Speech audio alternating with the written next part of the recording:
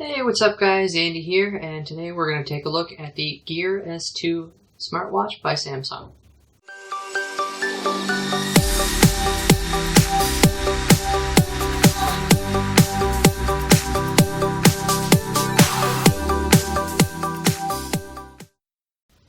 So, the Gear S2 is a pretty nice watch.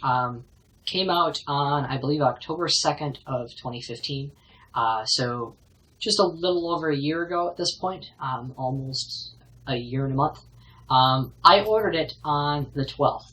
So I've had it since about 2 weeks after launch. I got the Wi-Fi version because at that point the 3G version wasn't out yet. In fact, I believe the 3G version was estimated to be available somewhere, I believe, mid-November.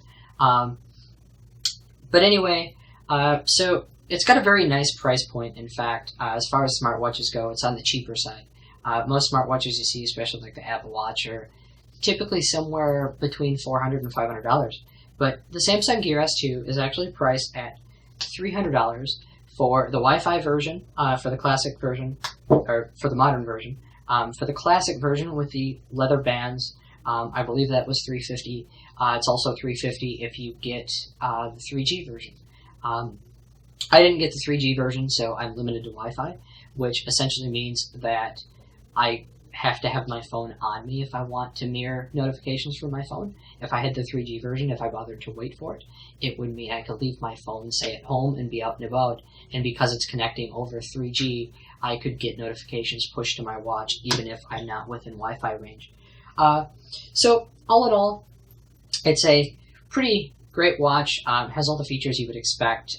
Stopwatch, timer, alarms, all sorts of stuff that you get from a watch. Obviously, there's a clock on it. If you long tap on the watch face, you can customize the UI and customize which watch face that you want. There are certain things in it as well. It tracks steps, does show you battery level as well. But it also tracks, if you scroll through, it can track steps, it can track activity like biking, cycling, all that sort of stuff. It can track caffeine consumption in the form of manual input for cups of water and cups of caffeine. It can also keep a calendar on there and track heart rate as well.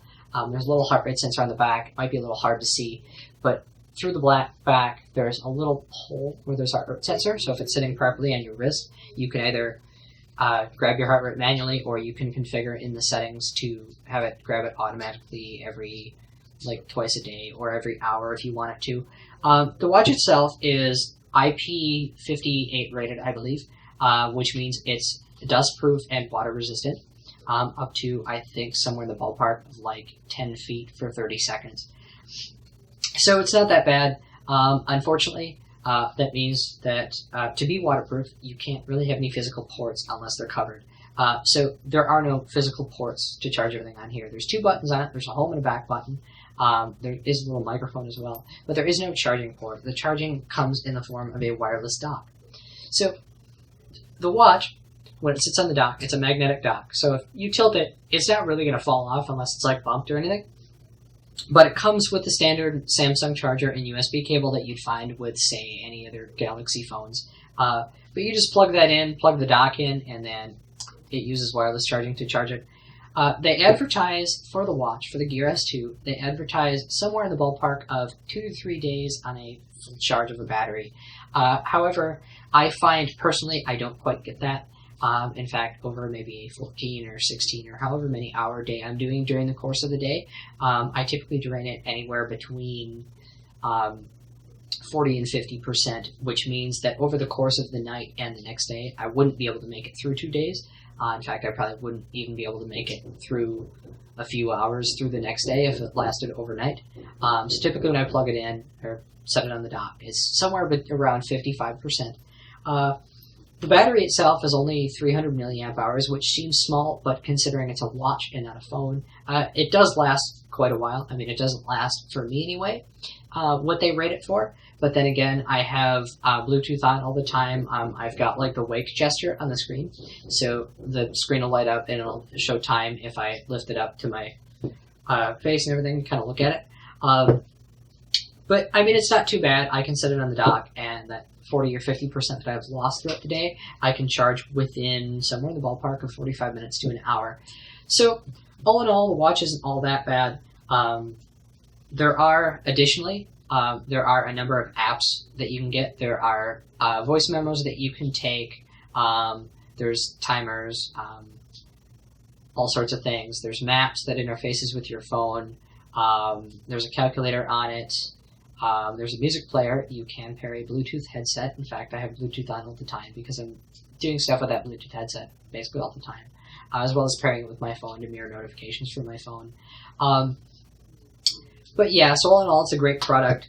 Speaking of apps, there are many apps that you can download that aren't available preloaded onto the Gear S2. You pair it with your phone. It has to be any one of their Samsung Galaxy series phones, basically, or a certain list of pre-approved phones. Essentially speaking, to paraphrase, their app only works with, in general, TouchWiz compatible phones or Android ROMs. Basically meaning TouchWiz is Samsung's creation. So essentially any Samsung phone, or I don't think like the Nokia or anything were compatible with it, but I might be wrong. There are some non-Samsung phones that were on the list last I checked a while back. But anyway, so you can go on there, and from the App Store you can pair over Bluetooth to your phone as well, which not only allows you to mirror messaging for SMS and calls. You can do that. You can mirror those notifications. You can answer calls from your watch, and it will answer them on the phone for you. Or you can answer through a Bluetooth headset if you're paired to your phone that way, as opposed to picking up your phone. But you can go ahead and you can also add more apps through this app as well as transfer music, photos, all that sort of stuff. So there are a lot of apps that people have been creating. A few of them are from Samsung themselves, but most of them are third-party. Speaking of developing, I have done some developing work. I've never published any apps. I've never actually finished any apps, but I've done some playing around with programming on the Gear and the Tizen operating system in general. I'll spare you the details, but basically the way Tizen is locked down, it's essentially the equivalent of Apple, and it boils down to basically being a giant pain in the butt. It's kind of fun. I had a lot of fun with it. But if you want to program with it, that's something to keep in mind, especially considering it's got a Wi-Fi connection. So it charges wirelessly and everything. There's no physical port, which means you're not debugging over a USB connection. You're debugging over some ridiculously flaky Wi-Fi wireless connection. So it gets a bit iffy.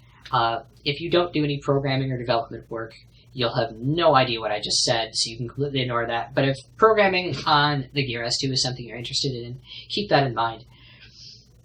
But anyway, that's about all I have to say for the watch. In fact, I've been running it for a little over a year now. Love it, love Samsung, and I've replaced the band actually once under warranty. By the way, it does come with a spare set of bands. There are a small and a large band. This right here is the large band, but the small band is a little bit shorter. I want to say it's maybe half an inch or an inch shorter on either side or something, and the holes are a little bit different. So if your wrists are a little bit too small to accommodate the large band, you can switch to that one and that'll work just fine. Other than that, I have pretty much nothing left to say about the Gear S2. Great product. Nice, cheap smartwatch, does what it's advertised to do. And yeah, if you're looking for a cheaper kind of smartwatch, it's by no means any lower quality than anything like the Apple Watch. But considering it's only $300 as opposed to like the Apple Watch, $400, $450, $500, great starting point, great watch. So check it out if you're interested. Anyway, that's all I've got to say. So you know the drill. If you like this video, like it. If you disliked it, hit that dislike button. If you have any questions, comments, or concerns, leave a comment down below. If you want to stay informed of our latest videos and you like our videos, hit that subscribe button down below this video, kind of near the description. Other than that, if you really want to support us, consider changing your Amazon bookmark to our affiliate link, also in the description. We get a small kickback from that whenever you buy things like the Gear S2 or equipment for it or computer parts or whatever the case may be. That helps us out a lot, as well as Patreon. If you want to consider donating on Patreon, that will help us out a lot as well. That link is also in the description. And So basically, those sources of income, they help us a great amount, and they help us kind of keep our editing setup and all kind of pretty good. And yeah, so that's all I have to say. Thanks for watching, and don't forget to subscribe.